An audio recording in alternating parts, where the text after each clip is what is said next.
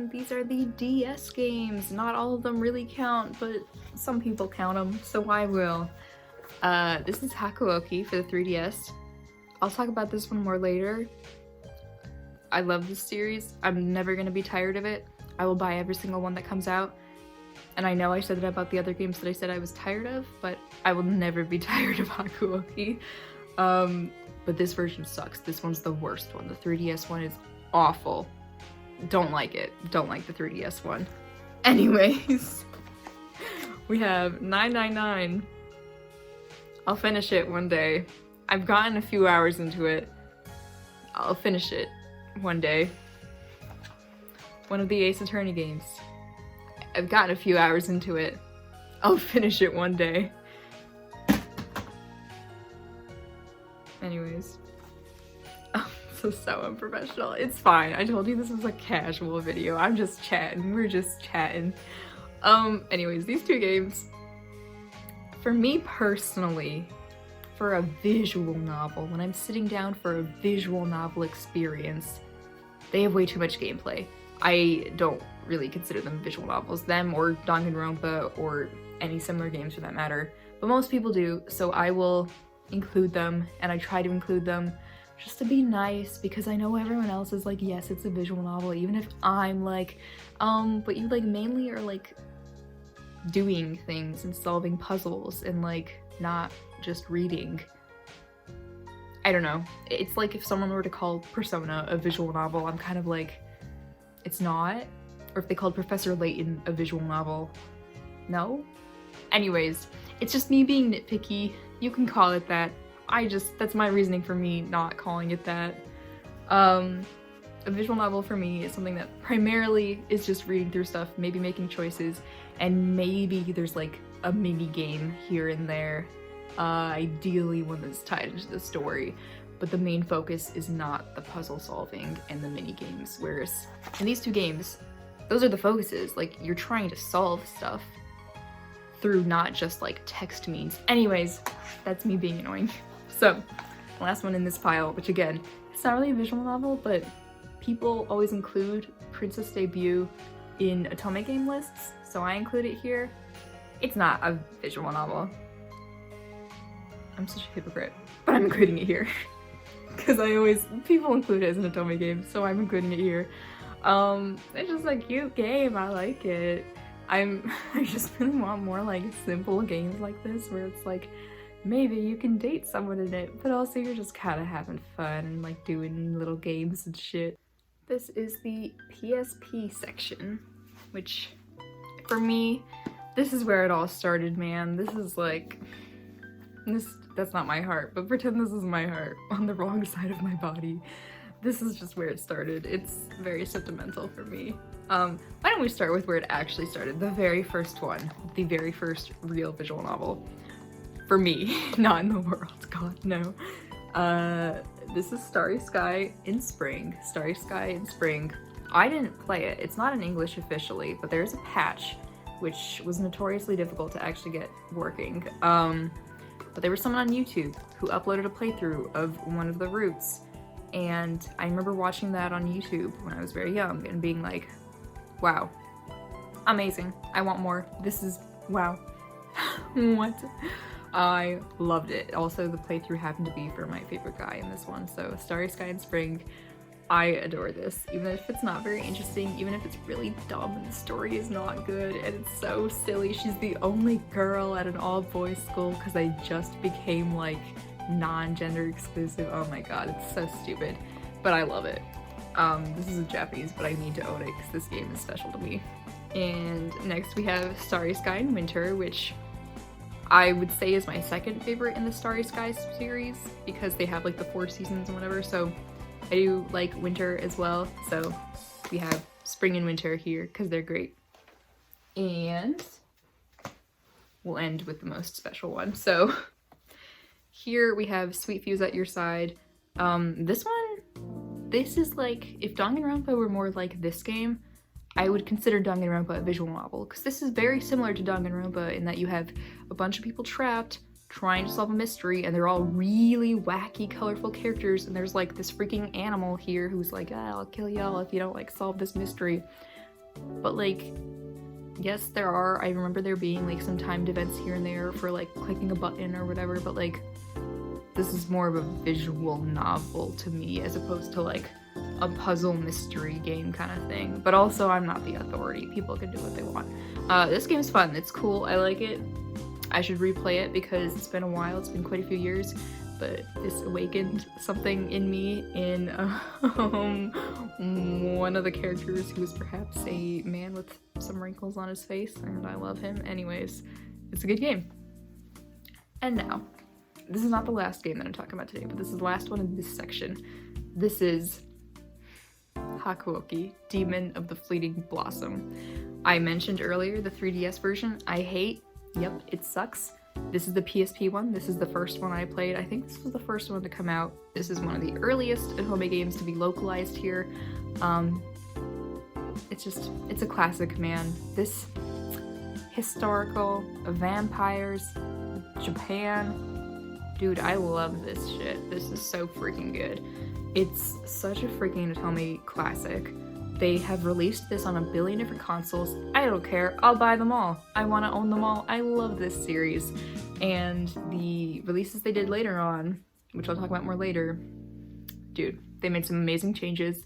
It was worth it. They actually did something, releasing it on different consoles, when literally in Code Realize and Color X Malice's cases, they're just ports that are identical to the base game. Even the 3DS version of Hakuoki, the shitty one, they like added stuff to it.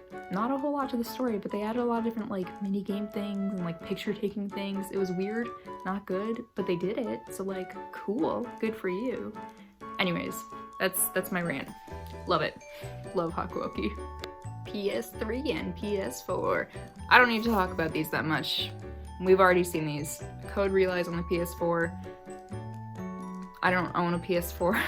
I just was like, well, I need to collect it, so I have it. Hakuoki on the PS3. I do own a PS3, but this is the one Hakuoki port that I haven't actually played, which I should, but also it's like the same game, come on. And also, let's be real, the Vita version and the PC version are the best versions of Hakuoki. They're the prime Hakuoki content. But anyways, these two, I don't need to say much because I've already talked about them a whole lot. Here they are. We're moving on to PS Vita games, and we're moving on with a big one at the start. This is the special limited edition whatever of the House and Fata Morgana from Limited Run Games on Vita. I would have liked to have also bought, I think they had the PS4 version as well, but like, it was kind of intense getting this and there was a huge rush to get it, so I'm good with just the Vita one because I don't have a PS4. This is where it's gonna get lengthy. This is part 1 of 2 of my Vita games. So, what do we have first? Oh my god, okay, well this one won't be as lengthy actually, I lied. We're starting with Code Realize. We have the first one, we have the second one, we have the third one. I've talked about Code Realize. Sick of it, man. Stop giving me friggin' Code Realize all the time. Every year there's a new Code Realize. It's the same Code Realize. I'm done. I don't need it. We don't need it anymore. We get it. It's fine. Color X Malice. I've talked about Color X Malice already. They don't have the fan disc on Vita because they stopped Vita cartridge production at that point. I don't like thinking about that time. Color X Malice. Cool. Oh, here we go. So, here we have Hakuoki, Kyoto Winds, Hakuoki, Edo Blossoms. These were the Vita releases. They're the same as the PC releases. I own it both on Vita and PC. PC obviously doesn't have a physical one, but I own it on Steam because I just love Hakuoki. I have a problem. I buy the same game 1 billion times. It's like, how many times can I play it? I don't know, man. But these ones, they basically split the story from the main game, from the base original game, into 2 parts. So here in Kyoto Winds, this is just the first half of the story. And it's a pretty long game. It's a pretty lengthy one. You get a lot of stuff in there. And this is the second half then, which when I first first bought it, I like didn't realize because I was dumb. Anyways, so what they did though to warrant adding 2 separate games from the initial one was that they added more characters, 3 new characters, and they added routes to 3 existing characters that everyone really wanted to root for. So, dude, and the new characters, some of them suck, but one of them, he became my new favorite, so like, new content, absolutely worth it. He is the best route in the game. It's Sakamoto, in case you didn't know, which I don't know why you would know that, but I love Sakamoto. Anyways, these are so good. Such an improvement, and like the original was amazing. It's a classic, so these were even better. Highly recommend if you want to play Hakuoki. Great historical otome game that's not super heavy on the romance, heavier more on the historical stuff and like the battles. The Vita version or the PC version are the best. Alright, then we're moving on to something a little less than stellar. We have Period Cube. It's not good. It's not good. It's really not a good game. I played 2 or 3 routes in it and I was like, I can't. It's so painful. There are some moments in there that made me go, what the hell is going on? In like an interesting way, where it wasn't like good, but I was like, whoa, okay, they did that. And those were my favorite moments. I loved those moments, because even if a game isn't good, if it makes me go, oh my god, what the hell, then I'm into it. But there wasn't enough of that in here to save it from being awful. It's not good. Okay, this one I haven't played. It's in Japanese. They're never gonna localize it because it's on the Vita, so I just, one day, if my Japanese ever gets good enough, knock on wood, I really want to play this. It's like my dream VN to get localized. I desperately want to play it. The art is freaking gorgeous. The opening is freaking gorgeous. The character designs, all amazing. I just love the idea. One day, I'll be able to finally play it. And here we have the last section of Vita games, and I think that's the last section of games total that I own. Visual novel wise, at least. Rude. So, okay. London Detective Mysteria. This was another limited run games release. I haven't started it yet. I got it like a year ago. I should really start it. It was a busy year for me. I'm sorry. I was graduating college and I didn't have time for VNs because they're really time consuming and I love them, but sometimes you just don't have the time and you would rather play like Totino when you have time for a VN. Anyways, that was really long. I don't even think you understood. Okay. Okay, this is Nor 9. A lot of people don't like this game. I love this game. You have 3 different protagonists you can choose from. 3 different girls. They're very different in terms of personality and appearance, and they all have like fully voiced lines and dialogue. So it really, really gives them personality and character. And one of them I don't really like as much, but like she's not even bad. She's just not for me. One of them, she's cool, but like, yeah, not for me. And the other one, Nanami, who's like this like white-haired ninja-esque girl who like can steal people's memories and shit by touching them. Dude, I freaking love her. She's amazing. And maybe, perhaps, my favorite romantic interest in this game is a tad bit of a terrible choice, but I love bad endings, and he has the worst endings that are terrible, and I love that.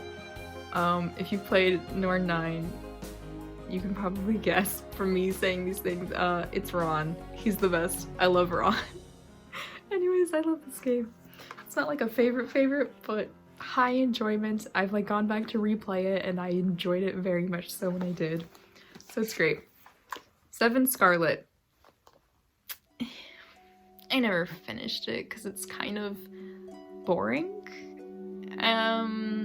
It like seems cool and it's really atmospheric, but like it's kind of bland.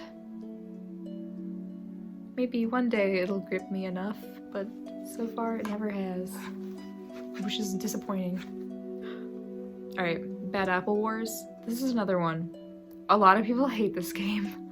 This is one of my all-time favorite otome games. Okay, it's like Angel Beats, but an otome game. Like, need I say more? I'm not even a big Angel Beats person like I used to be when I was like 13, which is not a dig or anything. I just like used to really love it at that age, and now I just happen to not really like it as much. But I love this game, and sometimes the writing's a little like rushed and like not quite perfect, but dude, I thought the endings, like I've never seen endings like that in a visual novel. They're not amazing, but they're like, dude, I was on the edge of my seat and I felt like fully invested in this stuff. I loved it, and I was really heartbroken at points, and like, Jesus, I like felt their friggin' pain, which for, you know, a visual novel is a good sign, for me at least. And I want to feel pain when I'm reading through a visual novel. I love like suffering, so I loved this game. It was great. One of my otome favorites. Dance with Devils. I haven't played it because it's in Japanese, but I love the anime, and then they released the official otome game after the anime came out, and I was like, dude, I need to own this. So I own it. This anime, when I first started watching it, I did not know it would be a musical, and it was a musical, and it was like, it took itself a little seriously, but it was just campy enough and didn't take itself quite too seriously for me to really enjoy it and just find it hilariously fun. So I love it. It's great. It's probably my favorite like trashy reverse harem anime. Like, not a good one, but it's trashy and very fun and not terrible, you know? It's like solid. Alright. Now we have the two psychedelic games, which I have very different opinions about them. Psychedelica of the Ashen Hawk is the second one. I don't like Psychedelica of the Ashen Hawk. I love parts of it. I think the music is beautiful. It's a beautiful looking game. Jed, the protagonist, she's pretty cool. I like her. I want to like the love interests, but they're all kind of awful in a way where like the game is asking me to kind of like forgive them and be okay with shit they do, and I'm like, no, when you're asking me to be okay with it, I'm not gonna be okay with it. And I don't like them. And the writing, okay. The writing is not good. It's not a well-written game. There are so many things that just don't make sense, so many things that are left unexplained. When you compare it to the first game, Psychedelic of the Black Butterfly, every little thing in this game was explained. They went into every single freaking detail, even the tiniest of things that you're like, oh, that's probably just like an aesthetic choice. No, there's a reason for that, and it's a good reason, and it's an interesting reason. Psychedelic of the Black Butterfly is my all-time favorite otome game, and in my top 3 visual novels. I love this game. I have an eat a bag dedicated half to my favorite character and half to like everyone else, because there's one character that I kind of hate him, but also after playing his route, I was like, alright, I do feel kind of bad for you, man, and I don't really hate you as much. I still kind of hate him, but like, it's, you know, I get it, man, I get it. Anyways, I like made a whole video essay about this game because I just think the themes in it and the writing and the character development, it's all fantastic, dude. It handles trauma and loss so well, and the protagonist, like, yes, she's a weak girl, yes, maybe you could call her a doormat, but she's not those things for no reason. She is the way she is for a reason, and she can get frustrated too. She like yells at the other characters at one point because they're not including her in important decisions, and they're just like, oh, we don't want to like worry you, you're so kind and sweet, we don't want to put anything on your shoulders. And she's like, dudes, you're all just like talking behind my back and like talking about all these things as if I'm stupid and I can't hear you. I like want to be involved. Stop not including me in things. And dude, I freaking felt that, and I loved that moment. I love this whole game. It's really good. Second one, not so much. Thank God they're not super related. But yeah. Alright, so there you have it. Those are all of my visual novels that I happen to own hard copies of. I really love collecting them. They make me super happy, and it's just like a point of pride for me. I know plenty of people have way more, and I don't really collect ones in Japanese, just English really, except for the occasional one in Japanese, but for me, I love them. They're my babies. They're just very special to me. And I did not go into like all of my visual novel merchandise this video. I don't think I would make a separate video on that because most of it's like teedle.bug stuff, which is not all that interesting I think for most people except for me. So yes, these are just the figures that I have on display here. Obviously not all of them being visual novels because some of them are very clearly not visual novels. But yeah, so yes, I hope you enjoyed the video.